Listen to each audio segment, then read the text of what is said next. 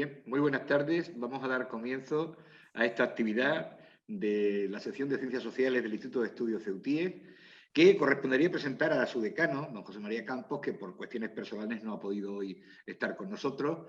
Y bueno, pues yo como director del instituto me voy a hacer cargo de la presentación de este acto. En concreto, la conferencia de hoy va a abordar el tema de las aguas territoriales del Estrecho de Gibraltar. Sabemos que desde hace mucho tiempo viene siendo un gran problema la definición de las aguas de esta zona al converger pues, tres países o territorios de tres países hoy por hoy, Gibraltar, Inglaterra, Marruecos y Ceuta y también la costa peninsular del otro lado, Algeciras, convergen en ese canal que hoy es el Estrecho de Gibraltar, absolutamente estratégico para la navegación internacional. Esta convergencia y a veces la falta de acuerdo en una postura general sobre el reparto de las aguas territoriales de estos territorios ha llevado a una enorme cantidad de problemas en el pasado, pesqueros, comerciales, de orden público a veces, en definitiva, un problema grave. Es un tema que vamos a abordar hoy con nuestro invitado, Juan Luis Suárez de Vivero, que es catedrático de Geografía Humana de la Universidad de Sevilla, es también marino mercante, es uno de nuestros grandes expertos españoles en temas de derecho del mar, en política marítima, en ordenación costero-marina. En definitiva, tiene un número importantísimo de publicaciones que probablemente superen el centenar. Ha dirigido o ha participado en más de 30 proyectos de investigación sobre estos temas del mar, y ha sido consultor y experto de multitud de organismos de las administraciones españolas, de la Administración Europea, de la propia UNESCO. En definitiva, un gran experto en temas marítimos. Y sin más, le damos la palabra a nuestro invitado de hoy, Juan Luis Suárez de Vivero. Estupendo. En el título de la intervención, tal como se ha indicado, es el de fronteras marítimas en el Estrecho de Gibraltar. A modo de resumen, cabe indicar que los estrechos, debido a sus características geográficas, han sido históricamente ámbitos de un gran interés estratégico. Y modernamente, con el desarrollo de los flujos globales, sobre todo incluyendo los flujos energéticos y la polarización geopolítica, sobre todo a partir de la finalización de la Segunda Guerra Mundial, pasan a ser lo que en la jerga geoestratégica se denominan como choke points. Bien, Gibraltar es, sin duda, a escala global, uno de estos puntos de concentración y estrangulamiento de los flujos de tráfico y también de los efectivos navales de las potencias marítimas. En consecuencia, el dominio territorial sobre estos espacios y el ejercicio de la soberanía por parte del Estado o los Estados ribereños es una cuestión de notable trascendencia geopolítica. Este es, digamos, el contexto, las líneas generales en las que se inscribe el análisis del Estrecho de Gibraltar, de sus fronteras marítimas y de la conexión de este problema con la situación española desde el punto de vista territorial. Bien, con base en este panorama y en este contexto, la presentación está dividida en estos 4 apartados.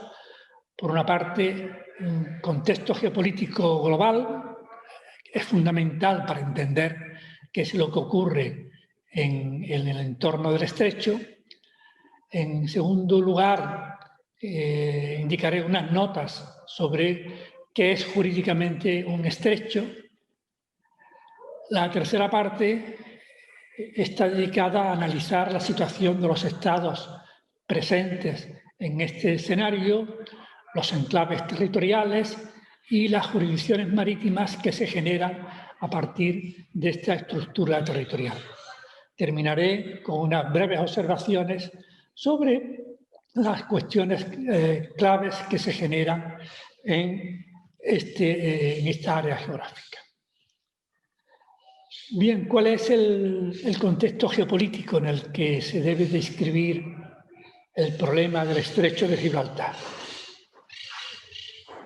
Bien, en la doctrina estratégica que se formula a finales del siglo XIX y primeros del XX, cuando se abren los dos grandes canales interoceánicos, primero Suez y después Panamá, queda establecido un circuito de flujos económicos que un geógrafo francés, de manera muy acertada, denomina el Ecuador económico. A través de este circuito circulaba una gran parte del flujo comercial en el que se sostenía la economía mundial. Bien, Gibraltar es uno de los núcleos o de los nodos de este circuito o Ecuador económico.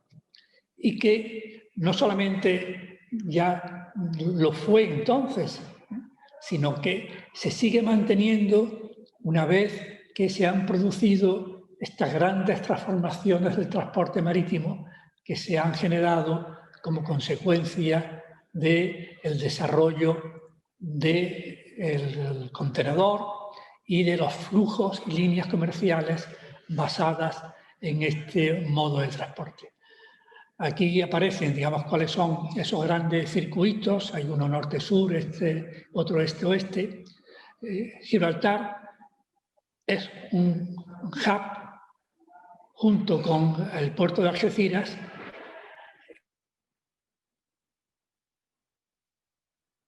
circuitos de estos flujos. Bien, junto con Algeciras, este circuito también incluye algunos otros lugares del área regional en la que se escribe el estrecho, ¿no? Como puede ser en el Mediterráneo, el puerto de Gioia Tauro. Bien, en definitiva, de estas notas hay que retener que Gibraltar se sitúa en un plano geoestratégico que está, digamos, por encima de los intereses nacionales inmediatos. Si no se entiende esto, yo creo que es difícil entender por qué se producen los hechos que están teniendo lugar en el Estrecho de Gibraltar y en las relaciones entre España y Marruecos. Este sería también otra visión que explica cuál es la posición del Estrecho de Gibraltar como estrecho internacional. Es decir, a escala global hay toda una serie de lugares que se identifican como estrechos, solamente un número reducido de ellos adquieren, digamos, la denominación de estrecho internacional, donde tienen que converger una circunstancia, digamos, de carácter jurídica y otra de carácter funcional. Bien, en consecuencia, ¿qué es jurídicamente un estrecho? Bien, en este gráfico aparecen distintas posibilidades. Solamente una de ellas, de las 4 que aparecen aquí, se corresponde con la figura de estrecho internacional que está regulado en la Convención de Naciones Unidas sobre el Derecho del Mar. En el primer caso, hay un estrechamiento geográfico, como el que existe en Gibraltar, una anchura de 12 millas por parte del Estado, los estados ribereños, pero su anchura es superior a 24 millas, con lo cual quedan unas aguas que serían alta mar o zona económica exclusiva. Aquí no se aplica el concepto de estrecho internacional. Tienen que reunirse los requisitos que aparecen en esta segunda diagrama, que es el diagrama B, donde la anchura máxima tiene que ser 24 millas y el estrecho unir masas de agua de alta mar o de zona económica exclusiva. El resto de las posibilidades ya no cumplen con estos requisitos y, por tanto, no se le aplica el concepto o no están regulados como estrechos internacionales. Bien, estas características llevadas al estrecho de Gibraltar pues nos ofrecen este escenario. Aquí aparecen distintas posibilidades que se han dado históricamente, es decir, con una anchura de 3 millas, de 6 y de 12.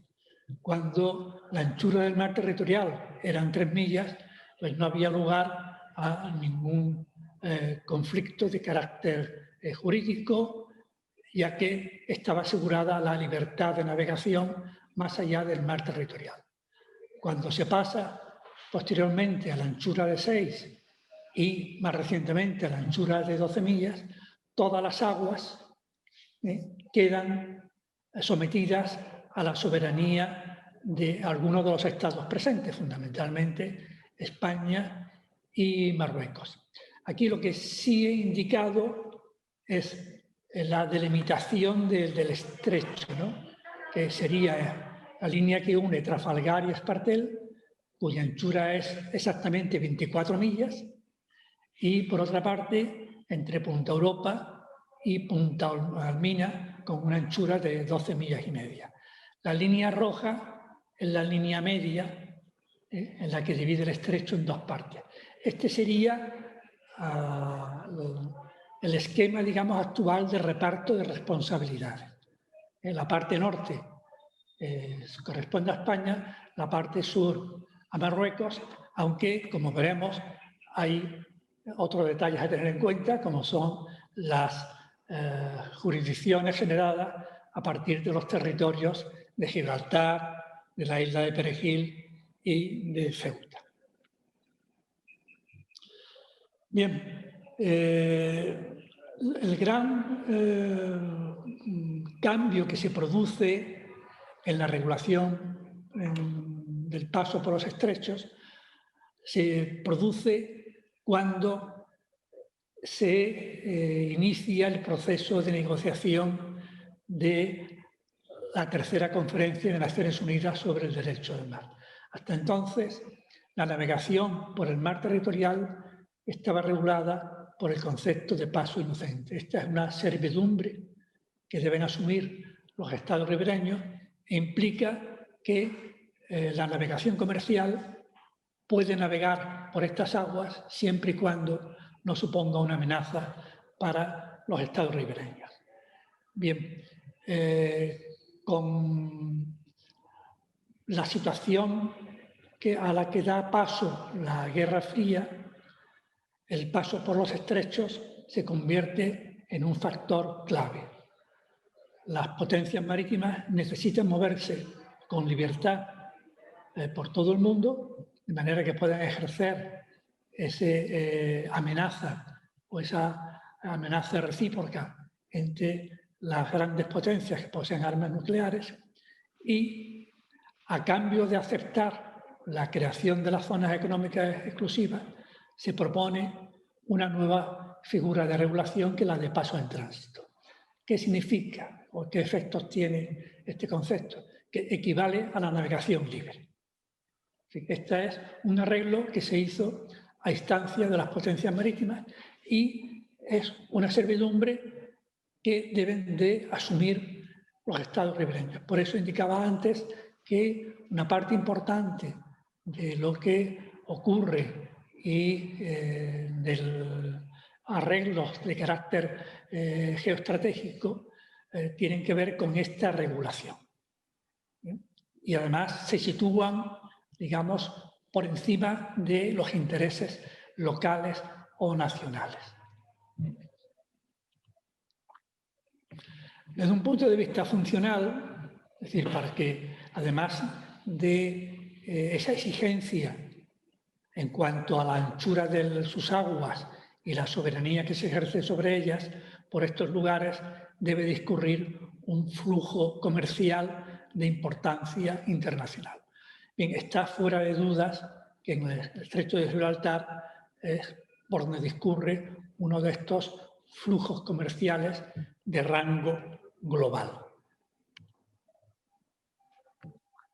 Bien, establecidas, digamos, estos rasgos o características geoestratégicas, vamos a analizar ahora cuál es la situación de los estados, de los territorios existentes en este escenario y cuáles son las jurisdicciones marítimas que se generan a partir de esta estructura territorial. Bien, aquí tenemos un esquema muy simplificado de cuáles son los conceptos jurídicos que encontramos en el estrecho. He incluido aquí los dos estados claves, España y Marruecos, más el territorio de Gibraltar. Aquí, en este ámbito, que es el que quedaba definido por esas dos líneas a las que me he referido antes, ¿no?, que discurren entre Trafalgar, Espartel, Punta Europa, Punta Almina, tenemos aguas interiores que se generan en terceras líneas de base recta, luego veremos cuáles son, un mar territorial de 12 millas por parte de los dos estados y 3 millas en el caso de Gibraltar. Y ambos estados, España y Marruecos, también declaran zonas económicas exclusivas, pero tales aguas no existen en este ámbito específico del estrecho, aunque sí en el entorno, porque ese sería además uno de los requisitos para que exista el concepto de estrecho internacional. Bien, aquí únicamente para ilustrar cuál es, digamos, el resultado final cuando se generan todas estas jurisdicciones, aquí tendríamos el nuevo mapa político de España.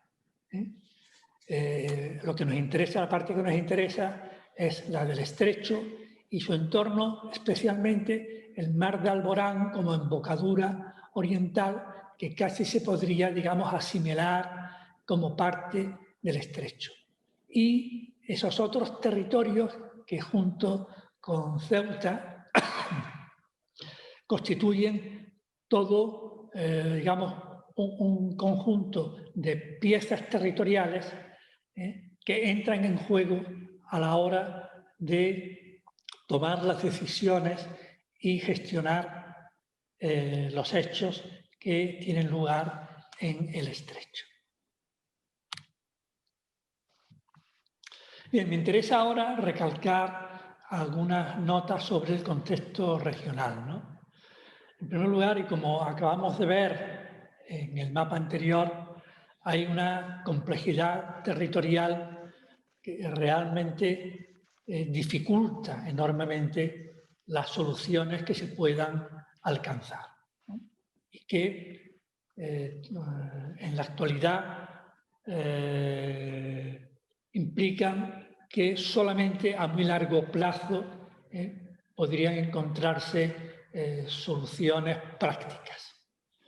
Otro aspecto clave es la interdependencia. Todos estos problemas territoriales existen a un lado y otro del estrecho.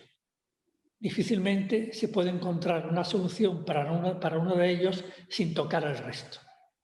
Esto nos llevaría quizá a algo que anoto al final, ¿no? Gibraltar y Ceuta son dos territorios cuyas soluciones van unidas y que no se pueden tratar de manera autónoma. Y un tercer punto respecto al contexto regional es qué criterios de delimitación se están utilizando a una ribera y otra del estrecho. Esto es importante y últimamente, digamos, se ha puesto de manifiesto con las últimas iniciativas tomadas por parte de Marruecos para considerar la definición y delimitación de sus espacios jurisdiccionales. Los dos criterios que hay que manejar son los de equidistancia y de equidad, que luego veremos qué resultado tiene. Bien, esta sería la imagen de ese contexto regional que discurre entre el límite occidental, ¿no?, de Trafalgar, Espartel, hasta más o menos Cabo de Gata. Aquí podemos apreciar con mayor detalle cuáles son los efectos que tienen los territorios de soberanía española presentes en la costa africana. La solución que aparece aquí no es la definitiva, es la que hipotéticamente podría darse, pero que por supuesto Marruecos no la admite, y si alguna vez se obtiene alguna solución, seguramente no sería la que aparece aquí. En las tramas que también ilustran este contexto se corresponde con una nueva zonificación creada en España como consecuencia de la aplicación de la Directiva Europea. Son las demarcaciones marinas derivadas de la estrategia marina que a su vez es el preámbulo que ha dado paso a una nueva directiva en la que regula la planificación espacial marina. Otro hecho importante en el que el Estrecho de Gibraltar debería ser un aspecto clave. Si hay algún lugar de las aguas jurisdiccionales españolas en las que la planificación espacial marina debería cometerse, sin duda es la de las aguas del Estrecho, que es donde hay una concentración de conflictividad muy superior al del resto de las aguas jurisdiccionales, ¿no? Y además se daría también ese otro requisito que aparece en la directiva, que es el de la cooperación transfronteriza. Un propósito que se enuncia ahora de una manera, digamos, muy profusa, pero tremendamente complicado, digamos, de materializar, ¿no? Y en esto el conflicto España-Marruecos no deja de ser un ejemplo que ilustra perfectamente la dificultad y las barreras prácticas que existen para la cooperación transfronteriza.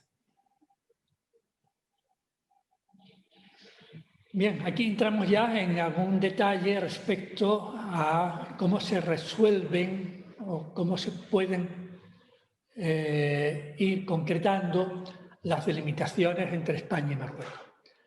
Lo he denominado a esta presentación en las dos orillas, y porque tiene una gran importancia. El hecho de que España genere aguas jurisdiccionales tanto en la ribera norte como en la ribera sur implica que una parte del estrecho hay una continuidad jurisdiccional entre las aguas que se generan a partir de este extremo, ¿no?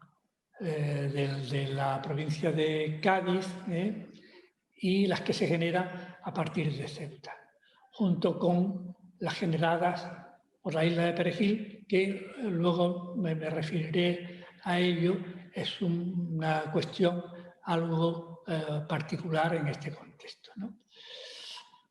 Más las aguas que generan Gibraltar, que son solamente de 3 millas náuticas, teniendo en cuenta que España, como es sabido, no reconoce esta jurisdicción, ya que en su interpretación del Tratado de Utrecht solamente habría cedido la soberanía sobre el peñón. Es la teoría de la costa seca, que jurídicamente tampoco tiene mucho soporte, pero es la posición española, ¿no?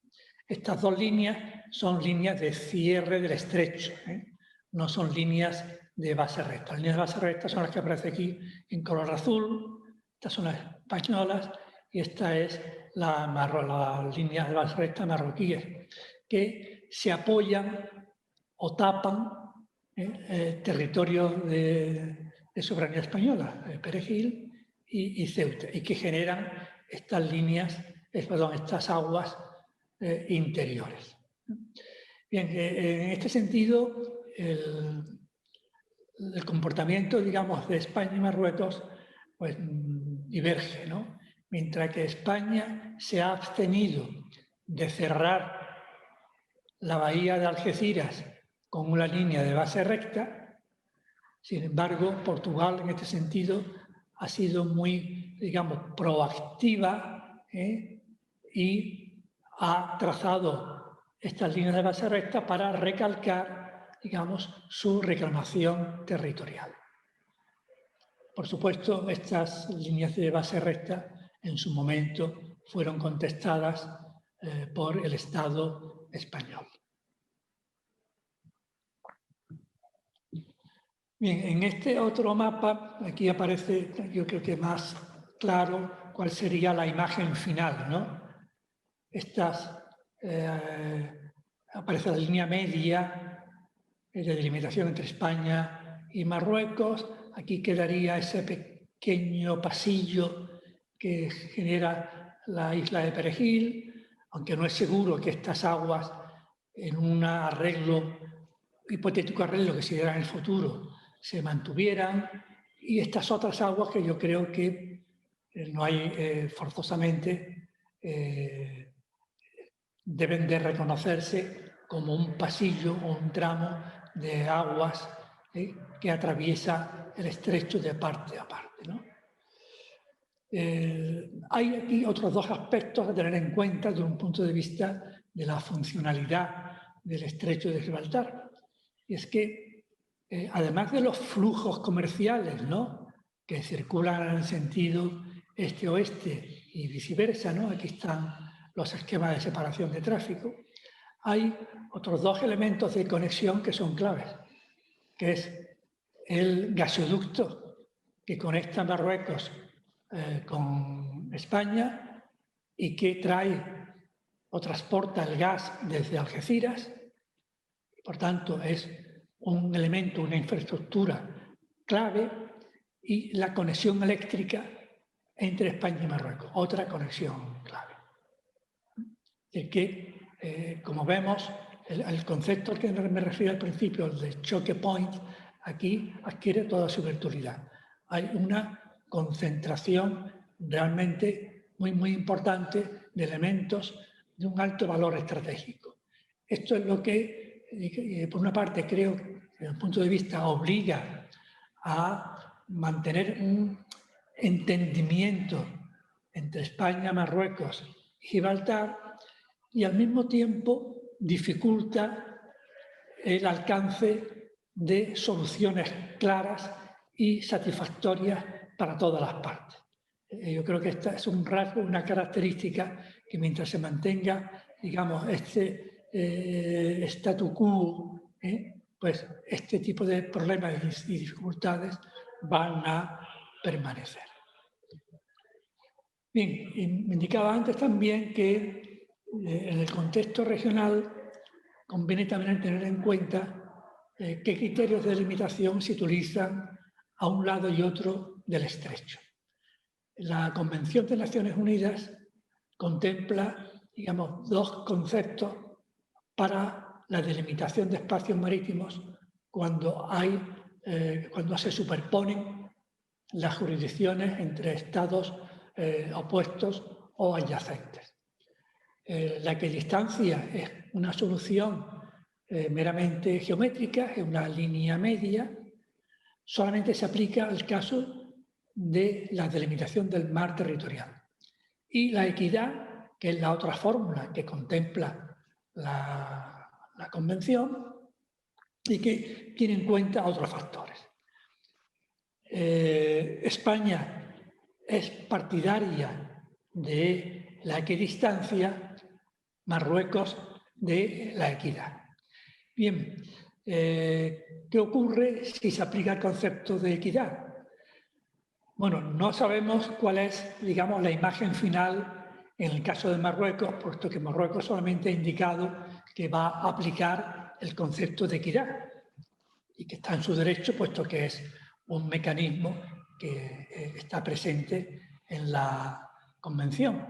Pero sí tenemos el ejemplo de Argelia, que lo ha puesto en práctica hace muy poco. Aquí aparece la línea esta roja que está al sur, sería la línea que hasta ahora se entendía que era la división, la línea media entre la zona económica española y la argelina. Y esta otra línea roja es la que Argelia ha propuesto ahora como límite de su zona económica exclusiva. ¿Cómo se ha trazado esta línea? Pues Argelia manifiesta que se trata de repartir estas aguas proporcionalmente a la longitud de las islas españolas, cuya longitud es mucho menor que todo el trazado de la costa argelina. Por tanto, aplicando distintas fórmulas más o menos cuantitativas, Argelia, digamos, coloca su límite exterior de zona económica exclusiva pues, en una línea que es tangente al mar territorial. España, obviamente, ha protestado esta iniciativa, pero cuando Marruecos proceda a definir sus límite exterior de la zona económica exclusiva con arreglo al criterio de equidad, saldrá algo parecido a lo que ya tenemos aquí respecto a Argelia.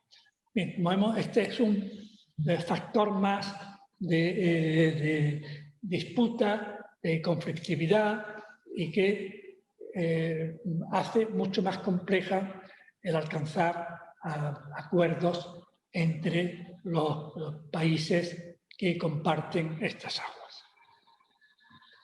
Bien, ya para concluir y digamos todas estas consideraciones previas, yo destacaría las siguientes cuestiones claves, ¿no? Bien, por una parte, respecto al estrecho de Gibraltar, hay una cuestión primordial, que es que el corredor oriental del estrecho, incluido el espacio aéreo, está bajo la soberanía íntegramente de España.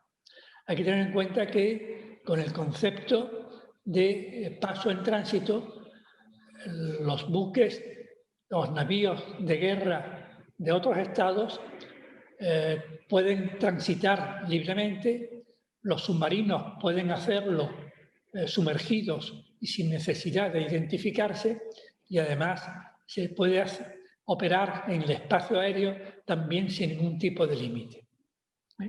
Bien, en este caso, ese corredor oriental sería España, digamos, el que asume íntegramente esa servidumbre.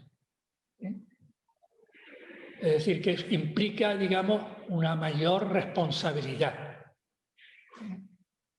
No solamente es una ventaja, hay que verlo también en esa otra perspectiva, ¿no? Hay una ventaja territorial, pero eso lleva aparejado también responsabilidades.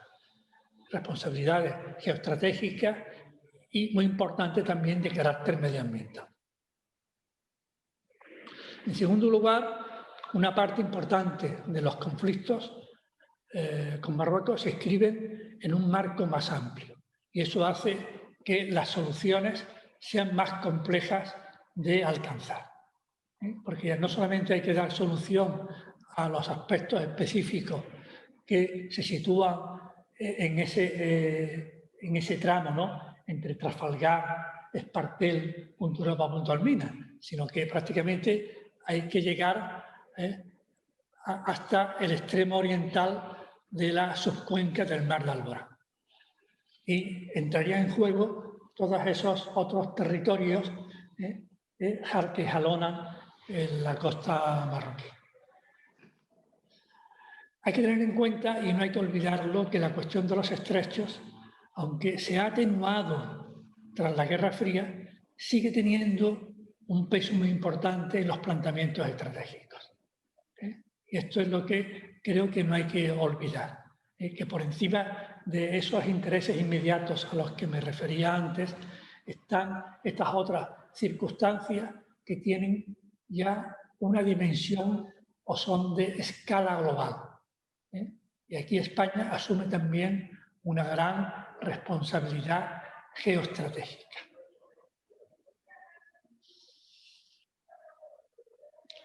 Igualmente, claro, los territorios españoles en África, los exclaves o enclaves, depende desde qué punto de vista se aprecien, tienen como resultado ampliar la soberanía española en la costa de Marruecos. Bien, esa es una ventaja, pero también está constituyendo un grave problema.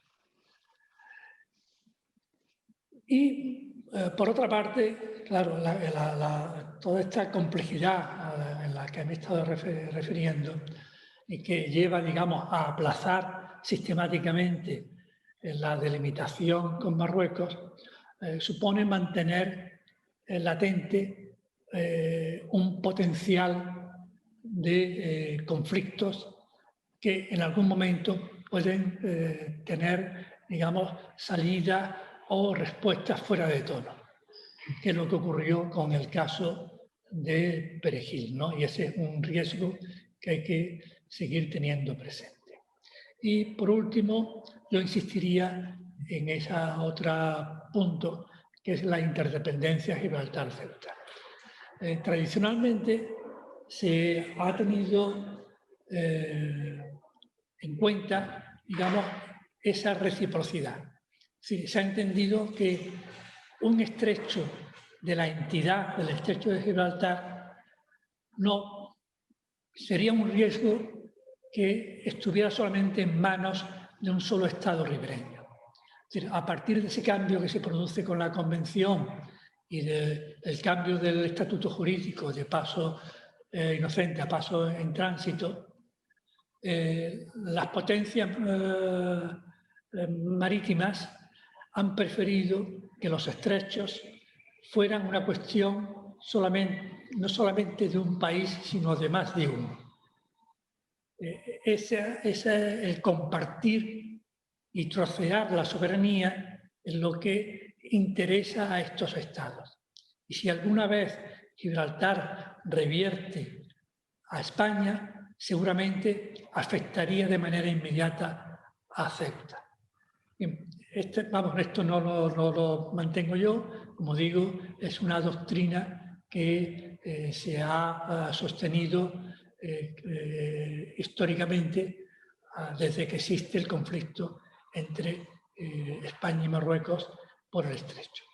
Bien, estos serían los aspectos claves y a partir de ahora pues quedo a su disposición para las preguntas, dudas o cuestiones que se quieran plantear.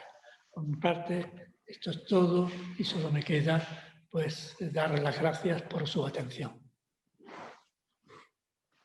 Bien, muchas gracias a don Juan Luis Suárez de Vivero por esta magnífica exposición que nos ha hecho del tema de los problemas marítimos en el estrecho de Gibraltar, de las aguas territoriales, de las fronteras marítimas en el estrecho de Gibraltar. Y nos gustaría transmitirle algunas preguntas que han sido formuladas por algunos de los espectadores interesados en estos temas para trasladárselas al conferenciante. Las voy a ir enunciando yo. Comenzamos con la primera, si le parece, don Juan Luis. Sí, sí, perfecto. Muy bien. Pregunta uno de nuestros espectadores. ¿No cree el ponente que es una contradicción estar actuando en labores de búsqueda y rescate en zona marroquí cuando en su día ni siquiera se realizó una reserva o una reseña en el acuerdo internacional que determinó la modificación del dispositivo de separación de tráfico en el estrecho para el nuevo puerto de Tangermet, que incluyó sus nuevas zonas de fondeadero, invadiendo zonas de mar territorial de España en Ceuta, y cedió la responsabilidad del control del tráfico marítimo a Marruecos en la zona sur del estrecho?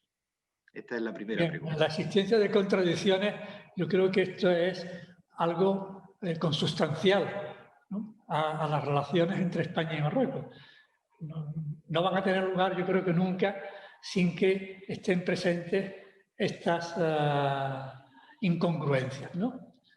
Yo creo que es el resultado de la exigencia de mantener las posiciones que son irrenunciables por parte de cada Estado, pero al mismo tiempo la exigencia de cooperación.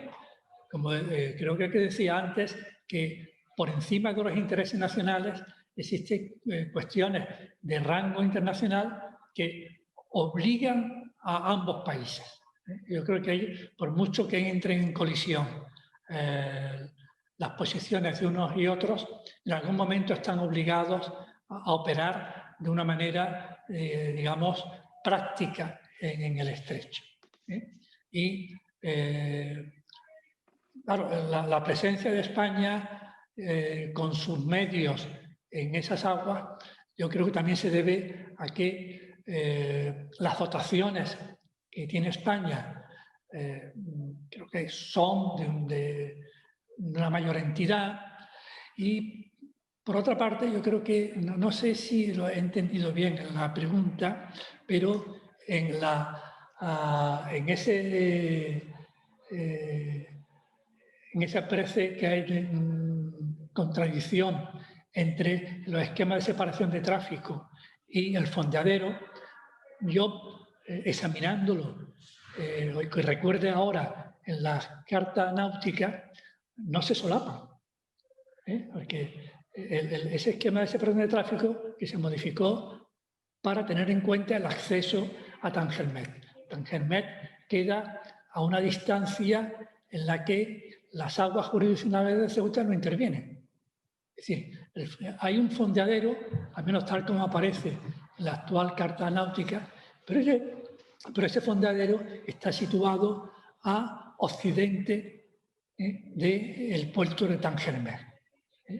Y que yo sepa no interfiere con las aguas jurisdiccionales españolas que se generan a partir, digamos, de una línea que es una línea norte-sur, justo donde se sitúa la frontera con Ceuta. Me parece, al menos que así es como yo lo veo en el documento de la Carta Náutica. Muy bien, muchas gracias. Le formulo la segunda pregunta, que nos ha sido transmitida también por los espectadores de la sesión. Al no existir acuerdo de limitación España-Marruecos, ni parece que vaya a haberlo por largo tiempo, en la medida que Marruecos pretende delimitar dentro de ese acuerdo las aguas territoriales del Sáhara Occidental, cuando es un territorio cuya soberanía no le está reconocida internacionalmente, la reciente declaración unilateral por Marruecos, ¿cómo afecta a la peculiar situación del estrecho, existiendo tantas indeterminaciones y con una falta de pronunciamiento claro por España sobre situaciones que no deberían ser puestas en duda? Sí. Bueno, yo creo que esto también nos conduce otra vez a esta misma comportamiento, digamos, pleno de incongruencias y de contradicciones, ¿no? Muchos de los arreglos que hay entre España y Marruecos no están formalizados. Existe, digamos, una especie en el lenguaje anglosajón se denomina como soft law, en la que muchas de esas cuestiones se llegan a arreglos, digamos, informales, pero que tienen una validez y son los que permiten que en esta zona, digamos, operen soluciones prácticas. De manera que esto yo creo que es parte del statu quo actual. Hay que admitir, digamos, todas estas contradicciones, incongruencias y estas responsabilidades que tienen uno y otro Estado obligan, digamos, a moverse en esta situación un tanto tan indefinida, ¿no? O llena de indefiniciones. Muchas gracias. Le formulo la siguiente pregunta.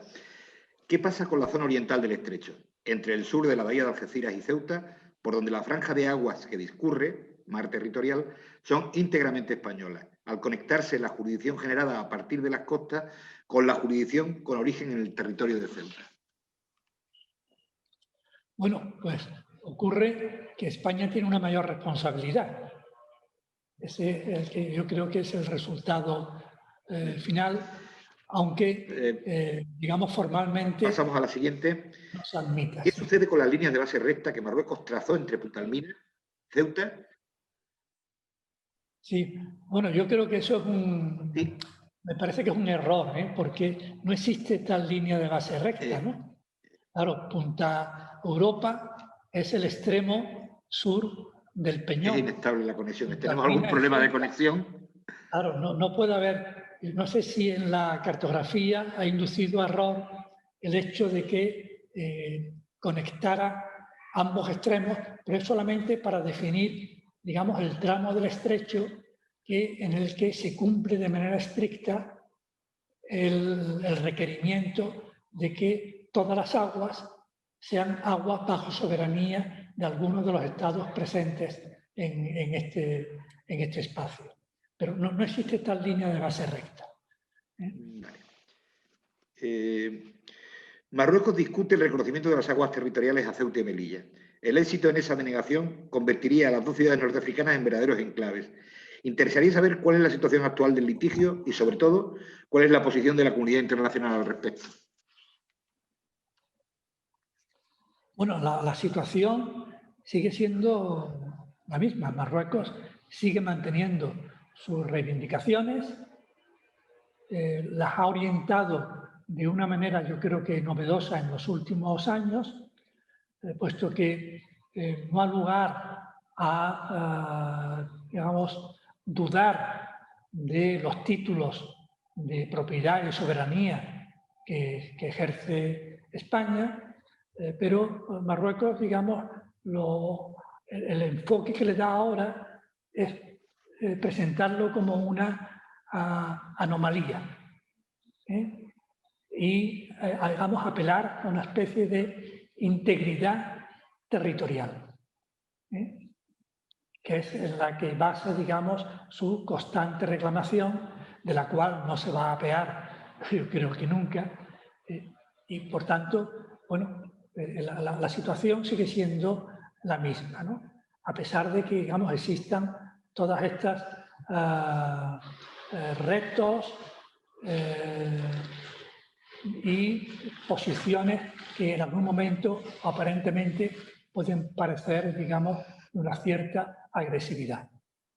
Pero creo que hay que asumirlas como parte de la normalidad, ¿no?, de esta región. Muy bien, muchas gracias. Pasamos a la siguiente. Respecto a las islas y peñones, ¿tiene que ver con los criterios geográficos del sistema de garantías del Tratado de Washington que se detallan en el artículo 6? ¿Cuál es el estatuto jurídico internacional de esos asentamientos? ¿Son islas, islotes o se consideran parte de la plataforma continental? Bien, respecto del primer punto, ¿no? Se menciona el Tratado de Washington, que es el tratado que da lugar a la organización del Atlántico Norte, ¿no?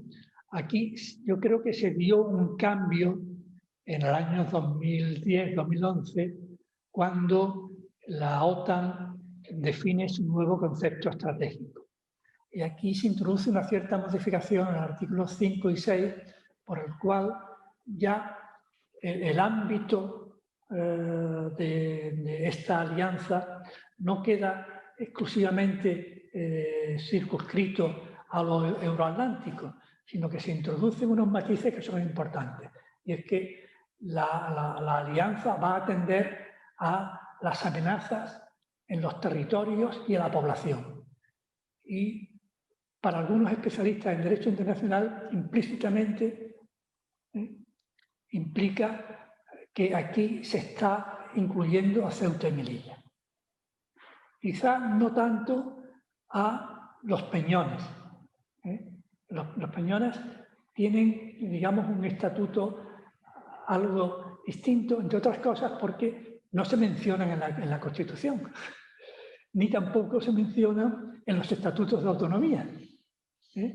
Con lo cual, incluso hay también especialistas de derecho internacional que sugieren, digamos, un tratamiento separado de Ceuta y Melilla y, por otra parte, los peñones, que tendrían, digamos, unos arreglos separados e incluso el situarlos, o lo que se propone es situarlos bajo el paraguas, por una parte, de la OTAN, pero también de la Unión Europea y de la política de vecindad. Que eso, digamos, permite la cooperación en temas de medio ambiente, como ocurre con Chafarinas, entre Marruecos y España. Y respecto a lo de la isla o islote, realmente en la Convención únicamente define lo que es una isla, una definición que es un tanto escolar, y que es una extensión de tierra rodeada de agua. Y solamente utiliza un término que es el de las rocas que no tienen vida económica propia. Pero incluso este concepto de rocas que no tienen vida económica propia se está también forzando. Y aquí entran pues desde las actuaciones de China, el mar del sur de China, en todos estos pequeños territorios, arrecifes de coral, hasta lo que está haciendo Portugal con las Islas Salvajes o lo que está hecho Brasil con respecto a los peñones de San Pedro y San Pablo y Fernando de Noronha. Todos estos países, digamos, mediante algunas argucias, están haciendo que estos roquedos, mediante el establecimiento de bases científicas o militares, cambien su estatuto y al final se acepte que tienen vida económica propia. Bien, la situación. La siguiente. ¿Por qué no toma España medidas para las transgresiones de los pesqueros marroquíes que faenan en dichas aguas españolas? ¿Trata de evitar conflictos de cualquier tipo, no solo diplomáticos, al no tener Marruecos reconocidas las aguas territoriales españolas vinculadas a Ceuta? Esto yo creo que forma parte también, por así decirlo, de la servidumbre en un sentido más amplio que tiene España respecto a Marruecos. Hasta hace unos años y antes de entrada en la Unión Europea, el tema clave era la pesca y la obtención de contrapartidas para los pesqueros españoles en las aguas del Banco Canario Sahariano, pues se admitían estas otras, digamos, servidumbres de la presencia de estos pesqueros en el entorno de las aguas bajo jurisdiccionales españolas. Pero a raíz, digamos, de este nuevo escenario geopolítico con el peso que tiene el terrorismo internacional y los flujos migratorios, España, digamos, yo creo que asume una nueva servidumbre para manejar estos grandes retos. En definitiva, yo creo que está obligado a gestionar con otro espíritu estas otras situaciones, ¿no? Yo creo que esto es similar a lo que ocurre con los pesqueros en el entorno de las aguas de Gibraltar y a la presencia de pesqueros en las aguas jurisdiccionales de Ceuta.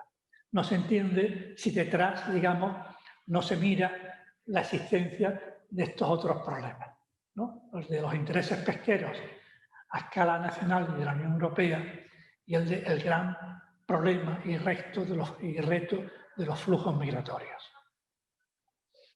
Muchas gracias. Y por último, la última pregunta. ¿Ha propuesto España o Marruecos alguna vez la elaboración de algunos planes de emergencia para hacer frente a incidentes de contaminación en el medio marino, para hacer frente a incidentes de contaminación en el medio marino?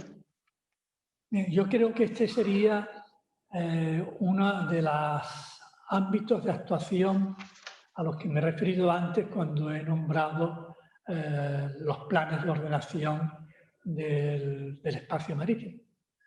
En esta área, digamos, la relación, y no porque ya se está haciendo, dentro de poco entrarán en vigor estos planes, pero el gran reto que tiene es que el plan que afecta a esta zona se haga aplicando este criterio de cooperación transfronteriza. Esta es una zona, un área geográfica donde la cooperación transfronteriza y la contemplación de estos problemas medioambientales tendrían un encaje perfecto en este nuevo instrumento que son los planes de ordenación del espacio marítimo. Aunque de hecho, digamos, con esto concluyo, ya existen marcos de actuación para los problemas medioambientales, ¿no? Puesto que ambos estados son miembros de la OMI y, digamos, que poseen un marco común de actuación para estas situaciones de emergencia.